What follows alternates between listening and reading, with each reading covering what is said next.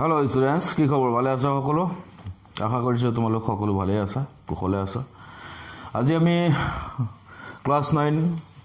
NCERT maths class 9 chapter 1 সংখ্যা প্ৰণালী exercise 1.3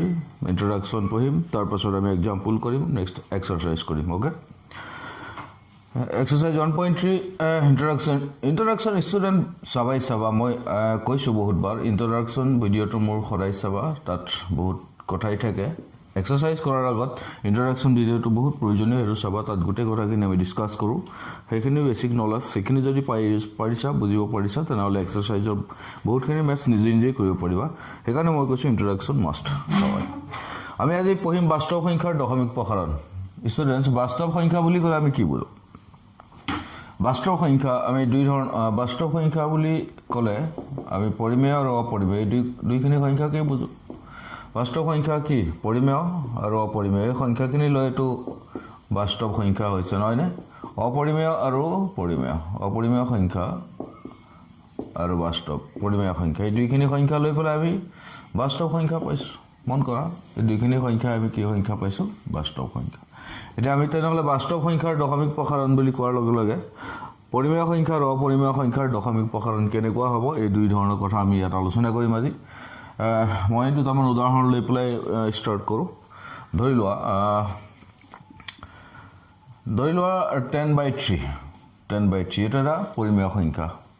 বাস্তৱ সংখ্যাটো হয়, আৰু কি সংখ্যা? পৰিমেয় সংখ্যা। পৰিমেয় সংখ্যাৰ দশমিক প্ৰসাৰণ কেনেকুৱা হ'ব? তাৰমানে এতিয়া 10/3 মানে 3ৰে দশক হৰণ কৰিব লাগিব, যিটো আমি দীৰ্ঘ হৰণ জানো, তোমালোকে পাই আহিছা, সৰু ক্লাছতে সৰুতেই পাই আহিছা, যে 3য়ে যদি মই দশক হৰণ কৰোঁ, 3য়ে একেবাৰে যাব 3 গুণ 9, নহয়নে? বাকী থাকিলে 1, 3 একক হৰণ নাযায়, গতিকে দশমিক দিলা, ইয়াত 0 আহিব, এগেইন 3 গুণ 9, আকৌ 1 বাকী থাকিব, 3 গুণ 9, এনেকৈ গৈ থাকিব আৰু, নহয়নে? ৰিমাইণ্ডাৰ 1, ইয়াত ভাগশেষ 1 আছে, আকৌ 10 আহিব, 3 গুণ 9, এনেকৈ গৈ থাকিব। নেক্সট মই আৰু এটা উদাহৰণ লৈ লওঁ। ধৰি লোৱা 1/7, তাৰমানে 7 দি 1ক ডিভাইড কৰিব লাগে। বহুত ষ্টুডেণ্টে এইটো ভুল কৰি দিয়ে। এইটো এনেকৈ থাকিলে সৰু ষ্টুডেণ্টৰ কথা কৈছোঁ, আৰু তোমালোকৰ কাৰোবাৰ এইটো ভুল হ'ব নালাগে আশা কৰিছোঁ। 10/3 মানে তলৰটোৱে ওপৰটো হৰণ কৰে, সদায় মনত ৰাখিবা। বহুতে ডাঙৰটো সৰুটোৱে হৰণ কৰে বুলি ভাবি লয়। এতিয়া 10/3 এইটো ঠিক ঠাক হৈ আছে, ডাঙৰটো সৰুটোৱে হৰণ কৰিলেও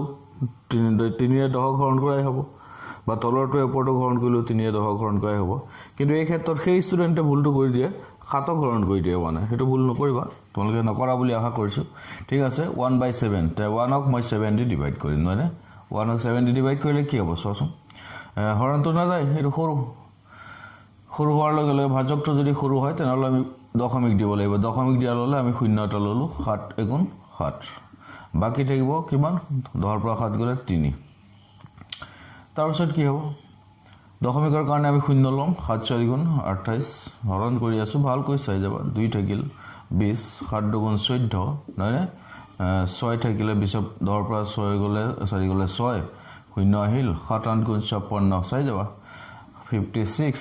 4, 0, 7 × 5 = 35। এইটোতো আৰু চবেই বুজি পাইছে, মই এইটো বুজা নাই বুলি ভবা নাই। 7 × 7 = 49, 49, আকৌ ৰিমাইণ্ডাৰ ভাগশেষ 1 আহি গ'ল। 1 মানে যাক আমি হৰণ কৰিছিলোঁ 1 আহি গ'ল ন, আকৌ প্ৰক্ৰিয়াটো আগৰ নিচিনাই হৈ যাব। তাৰমানে ইয়াত আমি কি পাম? নেক্সট 1 পাম। মই যদি 1ত 10 দিওঁ, 0 দিওঁ, 10 হ'ব, 7 × 7, কথাটো আকৌ ইয়াৰ পৰা ষ্টাৰ্ট হ'ব, ৰিপিট হ'ব এইখিনি।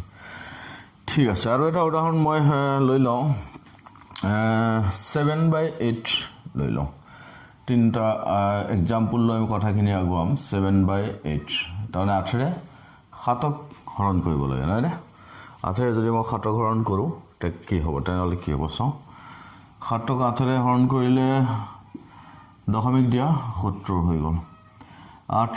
× 64, 64, 10ৰ পৰা 4 গ'লে 6 থাকিল, 0, 8, 7 × 56, 4 থাকিলে 40 হ'ল, 8 × 5 =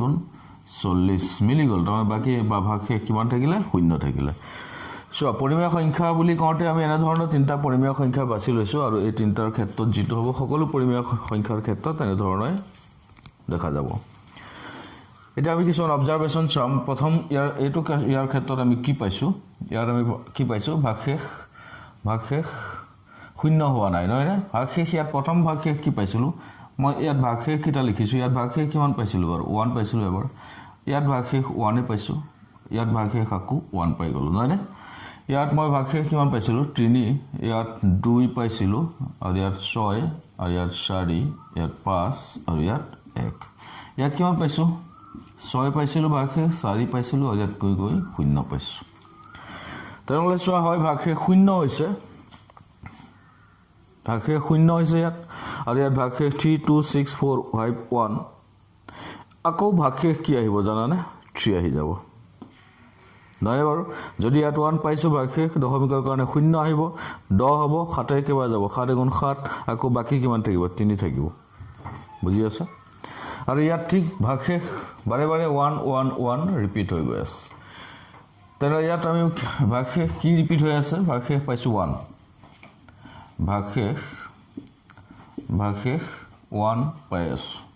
ইয়াত ভাগশেষ কি পাইছোঁ ইয়াত ভাগশেষ পাই গ'লোঁ আমি কি পালোঁ 3 2 6 4 5 1 নহয় আৰু ইয়াত ভাগশেষ পালোঁ 6 4 0 ঠিক আছে ইয়াত কেইটা পাইছোঁ 3টা পাইছোঁ ভাগশেষ 3টা ইয়াত কেইটা পাইছোঁ 1 2 3 4 5 6 ইয়াত 6টা ভাগশেষ পাইছোঁ চাবলৈ গ'লে 6টা অংকৰ পাইছোঁ ঠিক আছে এতিয়া ইয়াৰ পৰা তিনিটা কথাৰ পৰা আমি এটা বুজি পাইছোঁ হয় ভাগশেষ কেতিয়াবা 0 হৈছে নহয় ভাগশেষ পুনৰাবৃত্তি হৈছে নহয়নে আৰু কি হৈছে তো ইয়াৰ পৰা আমি এটা নোট লিখিব পাৰোঁ তো এনেকুৱা ক্ষেত্ৰত এটা দশমিক p/q আকাৰত থকা সংখ্যাবিলাকৰ ক্ষেত্ৰত বা পৰিমেয় সংখ্যাৰ দশমিক প্ৰসাৰণ হয়নে দশমিক প্ৰসাৰণটো কি হ'ব পাৰে দশমিক প্ৰসাৰণ মই ডাষ্টাৰটো কি হ'ল এই ডাষ্টাৰ বুলি কৈছোঁ আৰু ঠিক আছে মই ইয়াতে লিখিছোঁ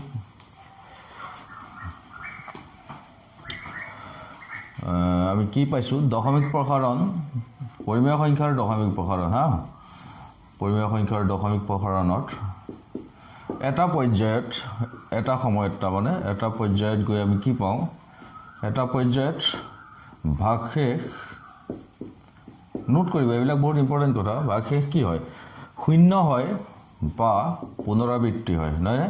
0 হয় বা পুনৰাবৃত্তি ঘটে কথাটো বুজিছে 0 হৈছে তাত বা ক'ৰবাত পুনৰাবৃত্তি ইয়াত পুনৰাবৃত্তি হৈছে ইয়াত পুনৰাবৃত্তি হৈ গৈ আছে দ্বিতীয়তে আমি আৰু এটা কথা ইয়াত মন কৰিছোঁ ভাগশেষৰ পুনৰাবৃত্তি তন্ত্ৰীডালত ভাগশেষৰ মই কম কথা শব্দটোৰ অৰ্থ বুজাই দিম ভাগশেষৰ পুনৰাবৃত্তি নহয়নে পুনৰাবৃত্তি তন্ত্ৰী বুলি কোৱা হয় এইটো তন্ত্ৰী মিন্স কি এই যে ভাগশেষবিলাক গৈ আছে 3 2 6 4 5 1 ভাগশেষৰ তন্ত্ৰী বুলি কোৱা হয় প্ৰবিষ্টি পুনৰাবৃত্তিৰ তন্ত্ৰীডালত প্ৰবিষ্টিৰ সংখ্যা মানে কোনবিলাক সংখ্যা ওলাই গৈ আছে প্ৰবিষ্টিৰ সংখ্যা ভাজকতকৈ সদায় সৰু হয় কথাষাৰ বুজা অকণ অসুবিধা হৈছে নেকি মই বুজাই দি আছোঁ ভাজকতকৈ কম বা সৰু হয় তাৰমানে কি চোৱা ইয়াত পুনৰাবৃত্তিৰ তন্ত্ৰীডাল ইয়াত কেইটা সংখ্যা ৰিপিট হৈ আছে ইয়াত কেইটা সংখ্যা ৰিপিট হৈ আছে এটা অনলি 1 সংখ্যাটোকে বাৰে বাৰে ৰিপিট হৈ আছে মানে এটা 3টা নহয় কেইটা সংখ্যা ৰিপিট হৈছে 1 সংখ্যাটো বাৰে বাৰে ৰিপিট হৈ আছে তাৰমানে ৰিপিট হোৱা পুনৰাবৃত্তি হোৱা সংখ্যা কেইটা এটা সেই কথাটো কৈছোঁ আৰু ইয়াত ভাজক কি 3 তে 1টো ভাজক 3তকৈ সৰু হৈছে ন ই সদায় নহয়নে যিমানটা সংখ্যা ৰিপিট হ'ব সি ইয়াতকৈ সৰু হ'ব কথাটো ইয়াত বেছি ভালকৈ বুজিব ইয়াত 3 2 6 4 5 1 কেইটা 3 2 6 4 5 1 1 2 3 4 5 6টা সংখ্যাৰ ৰিপিট হ'ব চাবলৈ গ'লে ইয়াত ৰিপিটেশ্যনটো অহা নাই পুনৰাবৃত্তি হোৱা নাই মই যদি হৰণ প্ৰক্ৰিয়াটো গৈ থাকিলোঁ হয় নেক্সট আৰু কি আহিলেহেঁতেন এবাৰ 3 আহিলেহেঁতেন নেক্সট 2 6 4 5 1 আকৌ ওলাই গৈ থাকিলে হয় তোমালোকে হৰণ কৰি চালে গম পাবা তো ইয়াত কেইটা সংখ্যা ৰিপিট হৈ আছে 6টা অৰ্থাৎ 6 ইয়াত ভাজক কিমান 7 গম পাইছানে 7তকৈ 6টো সৰু হ'ব 6টো 7তকৈ সৰু হ'ব নহয় ঠিক য'ত পুনৰাবৃত্তি ঘটে ভাগশেষৰ য'ত পুনৰাবৃত্তি ঘটে পুনৰাবৃত্তি ষ্ট্ৰিং দলত বা পুনৰাবৃত্তি তন্ত্ৰী দলত যিমানটা সংখ্যা পুনৰাবৃত্তি ঘটে সেই সংখ্যাটো 6টা সংখ্যাৰ পুনৰাবৃত্তি ঘটিছে গতিকে 6টো ভাজক 7তকৈ সৰু ইয়াত এটা সংখ্যা বাৰে বাৰে এটা সংখ্যা ৰিপিট হৈছে পুনৰাবৃত্তি ঘটিছে 1টো ভাজক 3তকৈ সৰু এই কথাটো আমি ইয়াত অবজাৰ্ভ কৰিম য'ত পুনৰাবৃত্তি ঘটে তাত ওকে তৃতীয়তে আৰু এটা কথা ইয়াত মন কৰিবা কি হয় যদি ভাগশেষৰ পুনৰাবৃত্তি ঘটে যদি মন কৰে তিনটা অবজাৰভেশন আমাক লাগিব যদি ভাগশেষৰ পুনৰাবৃত্তি ঘটে মানে ভাগশেষৰ পুনৰাবৃত্তি হয় তেন্তে কি হ'ব এবিলাক সৰু সৰু কথা আমি আসলে লক্ষ্য নকৰোঁ হৰণটো কৰিব লাগে কৰি থৈ দিওঁ বোলে দশমিক প্ৰসাৰণ কিমান ইমান কিন্তু এই কথাবিলাক সৰু কথাবিলাক একচুৱেলি ইণ্টাৰনেল কি হৈ আছে অংকটোত বা মেথছটোত সেইটো আমি জানিব লাগে সেইকাৰণে মই লিখি আছোঁ এইখিনি বহুত বোলে পৰীক্ষাত আহিব নেকি সেই কথাটো কেতিয়াও নুসুধিবা বা নাভাবিবাও আমি জানিব লাগিব যিটো মেথছ পঢ়িছোঁ মন কৰিবা যদি ভাগশেষৰ পুনৰাবৃত্তি হয় তেন্তে ভাগফলৰো পুনৰাবৃত্তি ঘটিব বহুত ইম্পৰ্টেণ্ট কথা তেনেহ'লে ভাগফলৰ পুনৰাবৃত্তি ঘটে কথাষাৰ ৰিফ্লেক্ট হৈছে নাই চেক কৰা পুনৰাবৃত্তি হয় তাৰমানে কি কৈ আছোঁ মই যদি ভাগশেষৰ পুনৰাবৃত্তি হয়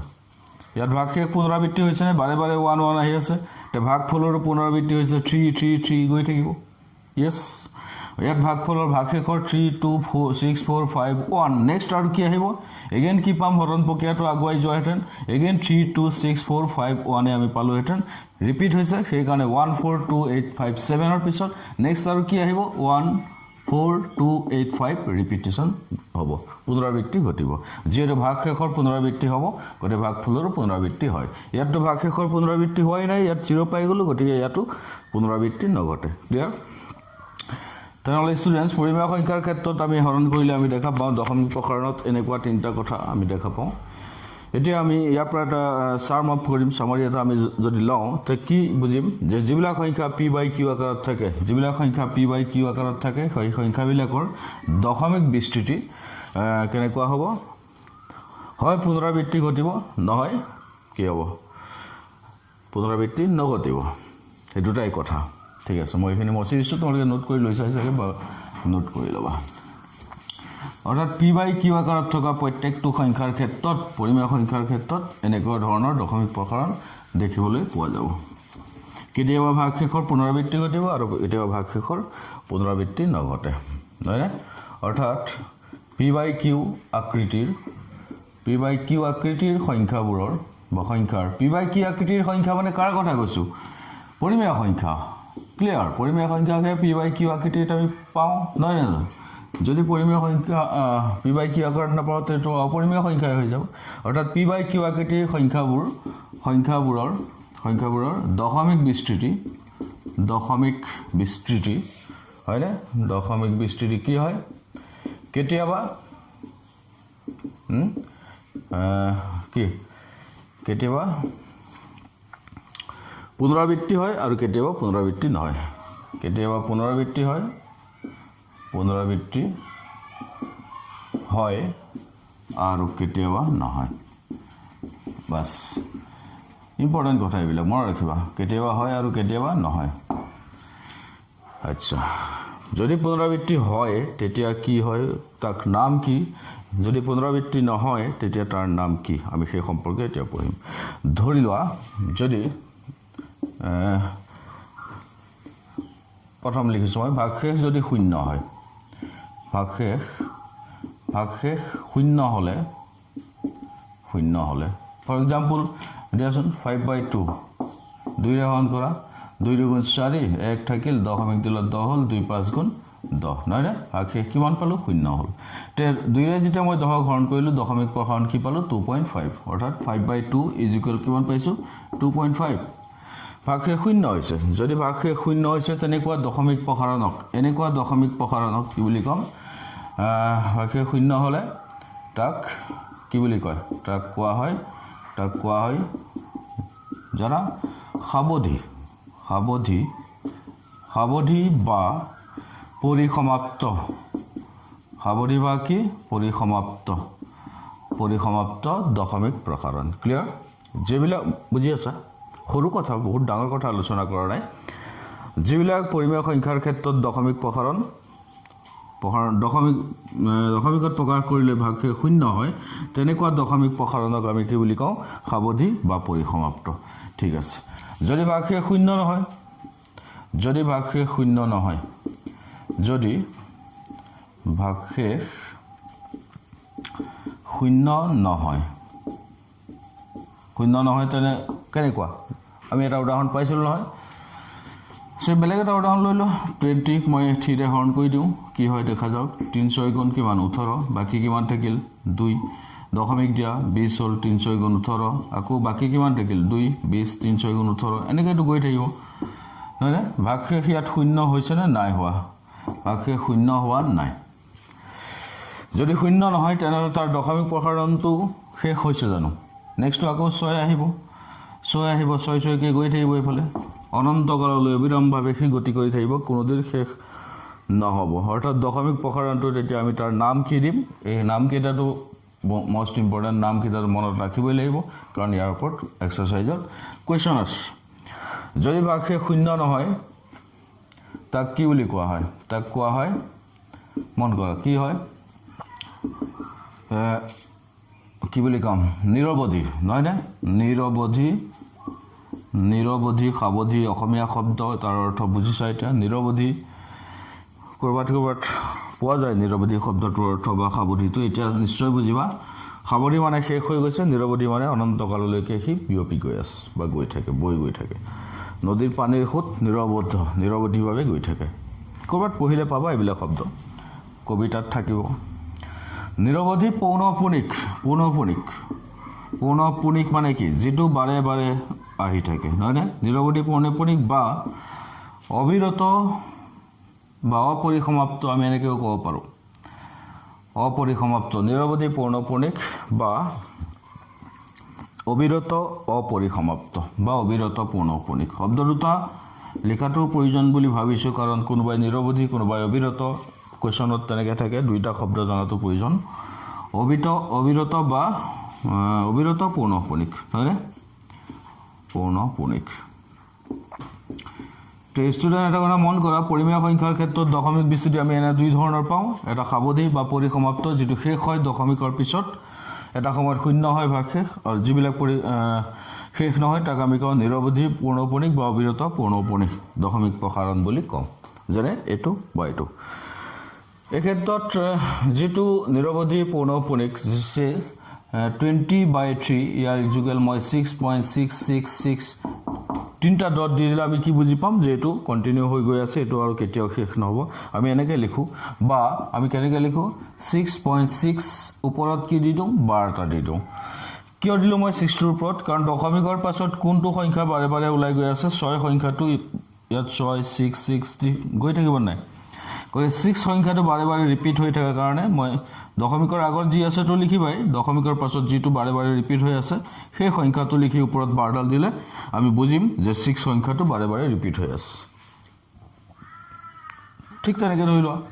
3.125 এনে ধৰণৰ কেতিয়াবা আমি পাব পাৰো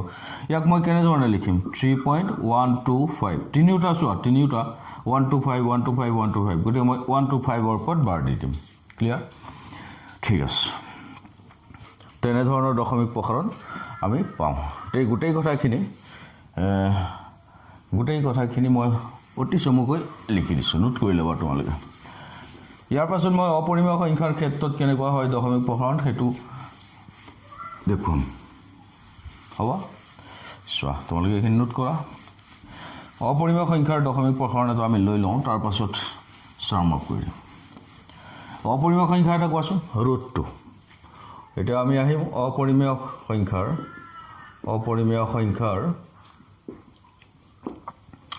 দশমিক প্ৰসাৰণ কেনেকুৱা হ'ব অপৰিমেয় সংখ্যা যেনে ৰুটটো এইটো ৰুটটোৰ দশমিক প্ৰসাৰণ কেনেকুৱা হ'ব তো ৰুটটোক দশমিকত প্ৰকাশ কৰিব পাৰানে মানে বৰ্গমূল ল'ব লাগে নহয় জানো ৰুট 2 ৰ বৰ্গমূল ল'লে কি হ'ব সেইটো হৈছে তাৰ দশমিক প্ৰসাৰণ অলৰেডি দীৰ্ঘহৰণ প্ৰক্ৰিয়াৰে তোমালোকে বৰ্গমূল শিকিছা ক্লাছ 8 ত তেনেকুৱা মেথছ পাই আহিছা গতিকে ৰুটটোৰ বৰ্গমূল যদিও নাজানা আজি নিশ্চয় শিকিবা এইটো লাগি থাকিব ৰুটটোৱে হওক ৰুটটো যদি উলিয়াব পাৰিছা বাকি যিকোনো অপৰিমেয় সংখ্যা দশমিকত প্ৰকাশ কৰিব পাৰিবা বা 2 বৰ্গমূলনো কিমান যদি তোমাক সুধে তেনেহলে তুমি এপ্ৰক্সিমেট এটা ভ্যালু দিব পাৰিবা কেনেকৈ তাৰ কাৰণে আমি কি কৰিম 2 হৰণ কৰিম বোলে চাইতে কিহেৰে হৰণ কৰিম বাকিটো আমি 10/3 বা 7/8 1/7 এবিলাক কিহেৰে হৰণ কৰিম আমাকটো স্যাৰ কৈ দিছিলে কিন্তু এটা আমি কিহেৰে কাক হৰণ কৰিম এটাইটো বৰ্গমূল উলিওৱাৰ নিয়ম মন কৰা ৰুটটোৰ বৰ্গমূল কেনেকৈ উলিয়ায় বৰ্গমূল উলিওৱাৰ নিয়ম মতে মই ইয়াত এনেকুৱা এটা সংখ্যা দিব লাগিব যিটো সংখ্যা মই ইয়াতো দিম চেক এগুণ 1 কিমান পাইছো 1 1 এগুণ 1 মই যদি ইয়াত বোলে স্যাৰ 1 2 2 দিলে তো হৈ যাব কিন্তু এটো বৰ্গমূল উলিয়াৰ নিয়ম দীৰ্ঘ হৰণ প্ৰক্ৰিয়াৰে বৰ্গমূল উলিয়াইছো মন কৰিবা 1 2 2 এনেকুৱা নহয় এটো হৰণ অলপ বেলেগ নহয় না আমি যেটো শিকি আহিছো দীৰ্ঘ হৰণ হেতু নহয় এটো দীৰ্ঘ হৰণ কিন্তু বাদ বৰ্গমূল উলিয়াবৰ কাৰণে ব্যৱহাৰ কৰা হয় ইয়াত যেটো সংখ্যা দিম ইয়াত এটোই দিম মই যদি ইয়াত 1 দিছো ইয়াত 1 দিম 1 এগুণ 1 এনেকুৱা যদি মই ইয়াত 2 দিও বলে ইয়াত 2 দিলে ইয়াত 1 দিলে হৈ যায় 2 এগুণ 2 তেতিয়াও ভুল হ'ব কাৰণ ইয়াত মই যেটো দিম ইয়াত তাতেই দিব লাগিব ঠিক আছে বুজিলা তে ইয়াত মই 2 দিলে 2 দুগুণ কিমান 4 ডাঙৰ হৈ যাব গটিকে বুজি আছা কি কৰিছো বৰ্গমূল উলিয়াৰ নিয়ম মতে আমি কৰি যাম তেনেহলে ইয়াত কি দিব লাগিব 1 1 এগুণ 1 বাকি কিমান থাকিলে 1 থাকিলে বলে চাইতে 1 থাকিল যদি 1 এগুণ 1 দি দিম কি হল বৰ্গমূল উলিয়াইছো আমি দশমিকত প্ৰকাশ কৰিছো দশমিক দিব লাগিব নহয় কাৰণ চোৱা বৰ্গমূল উলিয়াবল যাওঁতে 2 পাছত ইয়াত কি আছে 2 ইয়াত দশমিকৰ পাছত তো শূন্য আছে ন আৰু মেইন কথা দশমিকৰ পাছত যেটো বহুত শূন্য আছে আমি কি কৰিম শূন্য নমাই নিম তাৰ পাছত নিয়মটো কি আছিল ইয়াত মই যিমান পালো নিয়ম বৰ্গমূল উলিয়াৰ নিয়ম ইয়াত কিমান পালো 1 পালো নহয় তা খৰাই 2 ৰে পূৰণ কৰিবা খৰাই 2 ৰে পূৰণ কৰিবা কিমান পাবা 2 ভালকৈ চাই যাব বহুত ষ্টুডেন্টে নাজানে মই কৈছো ডাঠি গব পাৰো ইয়াত যিমান পাম তাক 2 ৰে পূৰণ কৰিবা ইয়াত 1 পাইছো কাৰণে মই তাক 2 ৰে পূৰণ কৰি কি লিখিছো 2 বুজি আছা এতিয়া এই 2 টো মই ইয়াত পাতি লৈছো কৰবাত বেলেগ কৈ পাতি ইয়াত তুমি কিবা এটা সংখ্যা দিয়া সে 1 দিলো তাক 1 ৰে পূৰণ কৰিব লাগিব কিমান হ'ব 21 নিয়মটো এটো আচ্ছা ইয়াত কি নামি আহিব ইয়াত দশমিকটো আছে দশমিকটোৰ ওপৰলৈ যাব আৰু দশমিকৰ পাছত অসংখ্য শূন্য থাকে আৰু বৰ্গমূল উলিয়াৰ নিয়ম মতে দুটা নামি আহিব জোৰা নামি আহিব এটা নহয় দুটা শূন্য আমি নমাই লৈ আহিব পাৰো ঠিক আছে তেনেহলে তে দশমিক দিলা দশমিক ওপৰত গুচি গল দুটা শূন্য লৈ আহিলো তাৰ পিছত এটো বুজিছাই ওপৰত যিমান পাই আছো তাক 2 ৰে পূৰণ কৰি 2 ললা 2 লগত কিবা এটা সংখ্যা দি হেতুৱে পূৰণ কৰিব লাগিব মই 1 দি পেলাই 1 ৰে পূৰণ কৰিলো এখতকৈ সৰু হৈ আছে তেতিয়া মই কি ভাবিম 2 লগত 2 দিও 2 ৰে পূৰণ কৰিম বা 44 হল এতিয়াও সৰু হৈ আছে তেনেহলে মই কি দিম 2 লগত কিমান দিম কোৱা 4 দি আইডিয়া কৰা 4 দি 4 ৰে পূৰণ কৰো 4 4 গুণ 16 6 কৰিলে 4 গুণ 8 থাকে 96 পাৰি নহয় বাৰু তেনেহলে মই কি দিম ইয়াত 4 দিম 4 দিলে ইয়াত কি আহিব 96 বিয়োগ কৰা 10 পাছ হৈ গলে 4 ঠিক আছে 4 পালো আকৌ ওপৰৰ পৰা কি আহিব শূন্য দুটা নামি আহিব দুটা শূন্য জোৰা নামি আহিব ওপৰত কিমান পালো 14 দশমিকটো নাই বুলি ভাবিলো তে 14ক মই 2 ৰে হৰণ কৰিলে কিমান হ'ব 28 নেকি সৰি 4 পালো নহয় 4ক 2 ৰে পূৰণ কৰা 2 4 গুণ 8 তে মই 8 লিখিলো এবাৰ 8 ৰ লগত মই কিমান দিম 8 ৰ লগত কিবা এটা সংখ্যা দিয়া 1 দিয়া 1 ৰে পূৰণ কৰা 81 ইয়াৰ 400 আছে কি হ'ব ইয়াত 28 হ'ব সৰি ইয়াৰ আছে 14 পাইছো 14 28 28 28 28 28 ৰ লগত যদি মই 4 দিও কিমান হ'ব ইয়েস সৰি বাৰে ভুল আছে কিমান পাইছো 4 যদি 8 হয় 8 ৰ লগত মই কিমান দিম 1 দিম কি হৈ আছে 1.41 10 পাছ হৈ গলে 4 দুটা শূন্য আহিলে 400 28 2 দিলে তো নহব 1 দিও য়েছ 28 মানে কনফিউজ হৈ গৈছোঁ ন 14ত 2 টাইমছ কৰিলে কিমান হ'ব 28 তো 28ৰ লগত কিমান লাগিব 1 দিয়া 1 পূৰণ কৰা কিমান হ'ব 1 গুণ 1 1 8 গুণ 8 2 গুণ 2 281 ইয়াত আছে 400 তেনেহ'লে মই বহাই দিওঁ 2 দি দিওঁ 28ৰ লগত 2 দিলে কিমান হ'ব 2 গুণ 4 2 8 গুণ 16 6 গ'লে 1 2 4 5 564 ডাঙৰ হৈ যাব চোৱা তেনেহ'লে মই কিমান দিব লাগিব 1 ইয়াত মই 1 দিলোঁ হয়নে ইয়াত 1 দি পেলাই কি কৰিব লাগিব ইয়াতো 1 দিব লাগিব তেতিয়া কি আহি যাব 281 এই প্ৰক্ৰিয়াটো মই গোটেইখিনিটো উলিয়াই দেখাব নোৱাৰোঁ জাষ্ট মই দুটা দেখুৱালোঁ তেনেহ'লে 2ৰ বৰ্গমূল আমি কিমান পাইছোঁ 1.41 আমি এই প্ৰক্ৰিয়াটো যদি কণ্টিনিউ কৰি গৈ থাকোঁ এনেধৰণে এইটো ওলাই গৈ থাকিব কেনেকৈ ওলাই যাব বোলে ছাৰ অবিৰত পৌনঃপুনিক য়েছ মানে কেতিয়াও শেষ নহ'ব আৰু বাৰে বাৰে ওলাই যাব নেকি নহ'ব অবিৰত পৌনঃপুনিক নহয় কিন্তু কেনেকুৱা হ'ব মই দেখাম যদি গোটেই হৰণটো মই কৰি দেখুৱালোহেঁতেন মই এতিয়া ইয়াত কৰিলে বহুত দীঘল হ'ব ভিডিঅ'টো কিন্তু মই নেদেখুৱাওঁ ৰুটটোৰ ভেলু তেনেহ'লে কিমান হ'ব ৰুটটোৰ ভেলু এনেকৈ যদি এইটো প্ৰক্ৰিয়াত আমি উলিয়াই গৈ থাকোঁ তেনেহ'লে আমি পাম 1.414213 ঠিক এনেধৰণে গৈ থাকিব এতিয়া যদি আমি এইটো লক্ষ্য কৰোঁ দশমিক প্ৰসাৰণটো অৰ্থাৎ ৰুটটোৰ ভেলু 1.414213 ৰিপিট হোৱা নাই আৰু কেতিয়াও নহয় পৌনঃপুনিক পোৱা নাই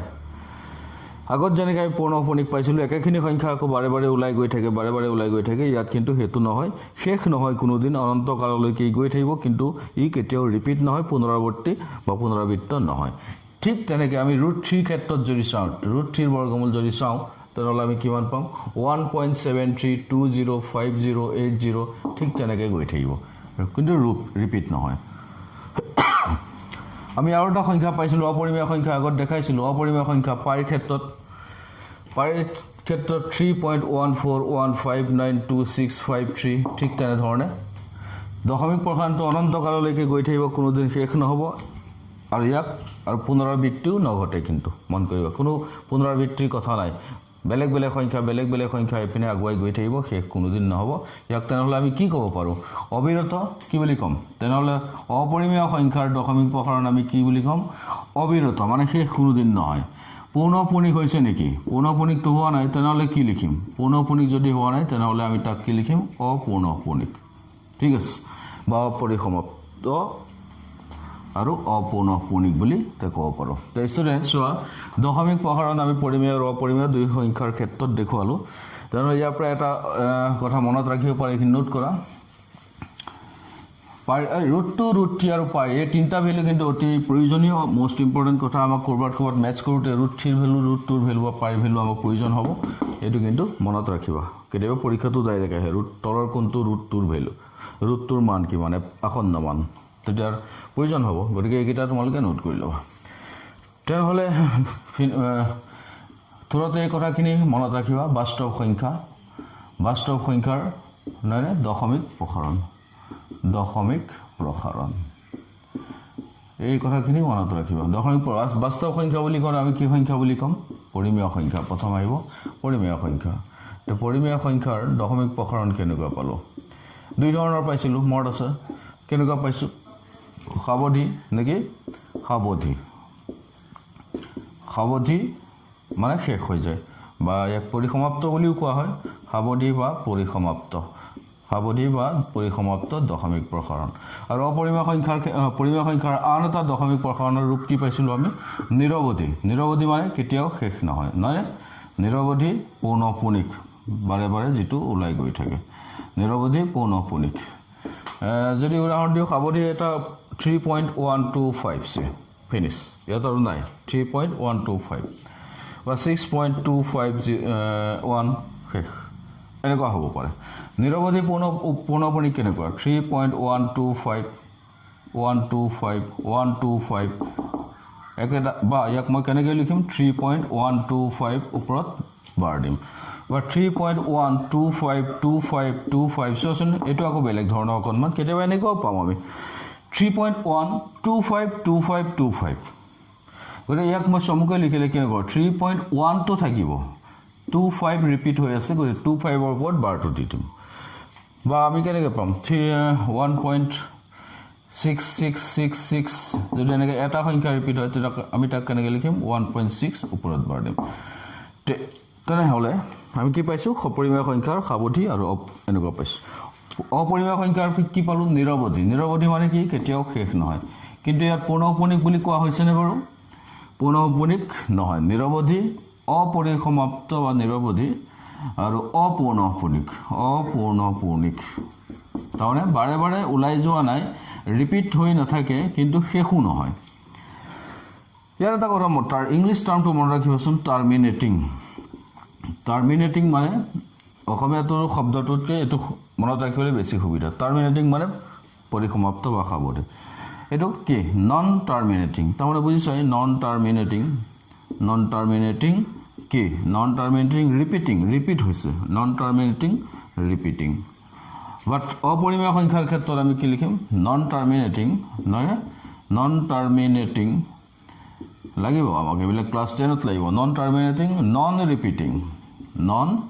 ৰিপিটিং টাৰ্মিনেটো হোৱা নাই শেষো হোৱা নাই ৰিপিটো হোৱা নাই তেনেহ'লে ষ্টুডেণ্ট বাস্তৱ সংখ্যাৰ ক্ষেত্ৰত পৰিমেয় দশমিক প্ৰসাৰণ আমি এনে ধৰণৰ পাইছোঁ এক্সাম্পল সহ তোমালোকক পুংখানুপুংখভাৱে মই বুজাই দিছোঁ ইয়াতকৈ আশা কৰিছোঁ আৰু বেলেগকৈ মই নকলেও হ'ব গোটেইখিনি বুজিছা এতিয়া আমি কি বুজিলোঁ যে এটা পৰিমেয় সংখ্যাৰ দশমিক প্ৰসাৰণ সাৱধি বা পৰিসমাপ্ত হ'ব বা নিৰৱধি বা পৌনঃপুনিক হ'ব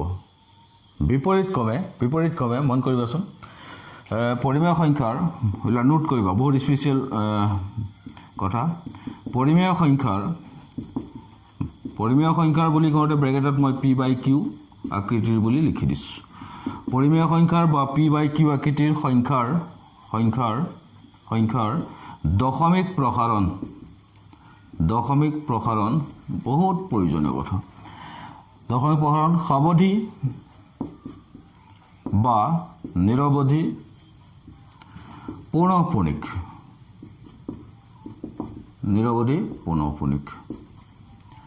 বিপৰীত ক্ৰমে বহুত ইম্পৰ্টেণ্ট কথা ইয়াৰ ওপৰত কুৱেশ্যন থাকে বিপৰীতে এটা সংখ্যাৰ ফ্ৰেমত আহিছে নাই গম পোৱা নাই এটা সংখ্যাৰ দশমিক প্ৰসাৰণ মোৰ আখৰটো পাক খাই যাব পাৰে স্পীডত লিখিলে কেতিয়াবা তোমালোকে মই কি কৈ আছোঁ সেইটোৰ লগত শুনি পেলাই লিখিবলৈ চেষ্টা কৰিবা বোলে ভিডিঅ'টো চাই মই লিখিম পজ কৰি তেতিয়া অলপ প্ৰব্লেম পাবা মই কি কৈছোঁ কি লিখিছোঁ সেইটো অলপ মেটচিং কৰি গ'লে লিখিবলৈ সুবিধা হয় এটা সংখ্যাৰ দশমিক প্ৰসাৰণ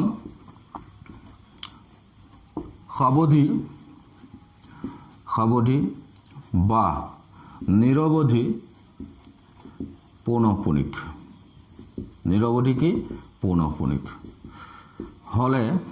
হ'লে সংখ্যাটো পৰিমেয় সংখ্যা হ'ব বুজিছানে কথাটো সংখ্যাটো পৰিমেয় হ'ব বুজি পাইছা বুলি ভাবিছোঁ নিশ্চয় বুজি পাব লাগিব পৰিমেয় সংখ্যাৰ যিবিলাক p/q আকৃতি থাকে পৰিমেয় সংখ্যাৰ দশমিক প্ৰসাৰণ সাৱধি বা নিৰৱধি পৌনঃপুনিক হয় আনহাতে বিপৰীত ক্ৰমে এটা সংখ্যাৰ যদি দশমিক প্ৰসাৰণ সাৱধি বা নিৰৱধি পৌনঃপুনিক হয় তেনেহ'লে সংখ্যাটো কি হ'ব পৰিমেয় সংখ্যা ষ্টুডেণ্টছ ইয়াতে বাস্তৱ সংখ্যাৰ দশমিক প্ৰসাৰণৰ যিখিনি ক'বলগীয়া আছিল বেছিক এইখিনি ক্লিয়াৰ ইয়াত মই শেষ কৰিছোঁ এতিয়া আমি এনেকৈ ভাবিম মন কৰিবা কথাটো যদি এটা পৰিমেয় সংখ্যাক দশমিক বিস্তৃতি আমি লিখিছোঁ এনেধৰণৰ হ'ব পাৰে এইবিলাক পৰিমেয় সংখ্যা আছে 10/3 দশমিক প্ৰসাৰণ মই কি পালোঁ 10/3 দশমিক প্ৰসাৰণ পালোঁ কিমান 3.333 নহয়নে অৰ্থাৎ 10/3ক মই কি আকাৰত প্ৰকাশ কৰিছোঁ দশমিক প্ৰসাৰণ 3 বাৰ এনেকৈ লিখিব পাৰোঁ এতিয়া মন কৰা এইখিনি মই মুচি দিছোঁ হৈ গৈছে কাম তোমালোকে নোট কৰিছা বুলি ভাবিছোঁ নোট কৰি ল'বা ঠিক আছে এতিয়া আমি অকণমান আগুৱাই যাম কেইটামান এক্সাম্পল কৰিম তাৰপাছত এটা এক্সাম্পল ল'ম তাৰপাছত আমি এক্সাৰচাইজ আৰু কিতাপত থকা এক্সাম্পলবিলাক কৰি দিম কি কৰিম 10/3ক মই এনেকৈ প্ৰকাশ কৰিব পাৰোঁ 10/3 দশমিক প্ৰসাৰণ 3 নহয়নে 0.3333 বা 3.3 বাৰ এতিয়া ওলোটাকৈ ভাবাচোন যদি 10/3ক মই এনেকৈ প্ৰকাশ কৰিব পাৰোঁ 10/3 কি পৰিমেয় সংখ্যা অৰ্থাৎ মই এইমাত্ৰ যিটো ষ্টেটমেণ্ট লিখিলোঁ যে এটা পৰিমেয় সংখ্যাৰ দশমিক বিস্তৃতি নিৰৱধি পৌনঃপুনিক হ'ব পাৰে বা কি ক'ম 14/20 কি লিখিম 12/6 12/5 ওকে 12/5 12ক মই যদি হৰণ কৰোঁ কি আহিব 5 দুগুণ 10 নহয় নে 12ক হৰণ কৰি দেখাই দিছোঁ মোৰ কনফিউজ হৈ যাব পাৰে 5 দুগুণ 10 বাকী কিমান থাকিলে 2 দশমিক দিলে কিমান আহিব 0 5 4 গুণ 20 তাৰমানে 12/5 is equal to 2.4 এইটো সাৱধি নহয় নে এইটো সাৱধি আৰু এইটো নিৰৱধি পৌনঃপুনিক তে দুই ধৰণৰ পৰিমেয় সংখ্যাৰ দশমিক প্ৰসাৰণ হয় এনেকুৱা হয় নহয় এনেকুৱা হয় এটা পৰিমেয় সংখ্যা p/q আকাৰ থাকাৰ পাছত দশমিক প্ৰসাৰণলৈ আমি এনেকৈ লৈ যাব পাৰোঁ হৰণ কৰি দিলে হৈ যায় কিন্তু এটা উল্টাকে ভাবাচোন 3.3 বাৰ এতিয়া মই ইয়াত কোনটো কথা ৰিফ্লেক্ট হৈছে অৰ্থাৎ এটা পৰিমেয় সংখ্যা যিটো p/q আকাৰত থাকে মই মাত্ৰ লিখি আহিছিলোঁ p/q আকাৰত থকা যিকোনো পৰিমেয় সংখ্যাৰ দশমিক প্ৰসাৰণ হয় সাৱধি হ'ব নহয় কি হ'ব নিৰৱধি পৌনঃপুনিক হয় নহয় এই মাত্ৰ লিখিছিলোঁ না নাই মনত পৰিছে না এই মাত্ৰ মই লিখি আহিছোঁ নিৰৱধি পৌনঃপুনিক হ'ব নহলে সাৱধি হ'ব বিপৰীত ক্ৰমে কি লিখিছিলোঁ মই বিপৰীত ক্ৰমে লিখিছিলোঁ নহয় যদি এটা সংখ্যাৰ দশমিক প্ৰসাৰণ সাৱধি বা নিৰৱধি পৌনঃপুনিক হয় তেনেহলে সংখ্যাটো পৰিমেয় সংখ্যা হ'ব যদি পৰিমেয় সংখ্যা হয় তাক মই p/q আকাৰত প্ৰকাশ কৰিব পাৰিম ক্লিয়াৰ অৰ্থাৎ 3.3 বাৰ মই ইয়াক 3.3 বাৰ এইটো এটা নিৰৱধি পৌনঃপুনিক দশমিক প্ৰসাৰণ কাৰ মই নাজানো তেনেহলে ইয়াৰ পৰা মই p/q আকাৰত সংখ্যাটো উলিয়াব পাৰিম নেকি ঠিক তেনেদৰে 12/5 তাৰ দশমিক প্ৰসাৰণ 2/4 এইটো কি সাৱধি 2.4 পৰা মই উলুটাকৈ সংখ্যাটো উলিয়াব পাৰিম নেকি যি p/q আকাৰত থাকে বুজি আছা কাৰণ প্ৰত্যেকটো সাৱধি বা নিৰৱধি দশমিক প্ৰসাৰণ এটা কি সংখ্যা বুজায় পৰিমেয় সংখ্যাক বুজায় আৰু সেই পৰিমেয় সংখ্যাটো p/q আকাৰত থাকে গতিকে আমি পৰিমেয় সংখ্যাটো দশমিক প্ৰসাৰণৰ পৰা উলুটাকৈ উলিয়াব পাৰি নেকি আমি নেক্সট ভিডিঅ'ত মই সেইখিনি ডিসকাস কৰিম ইয়ালৈকে আশা কৰিছোঁ বুজি পাইছা আৰু যদি বুজা নাই কিবা কনফিউজন থাকে তেনেহলে তোমালোকে নিশ্চয় কমেন্ট বক্সত লিখিবা আৰু লাইক শেয়াৰ সাবস্ক্ৰাইব কৰিবলৈ নাপাহৰিবা ক্লিয়াৰ ওকে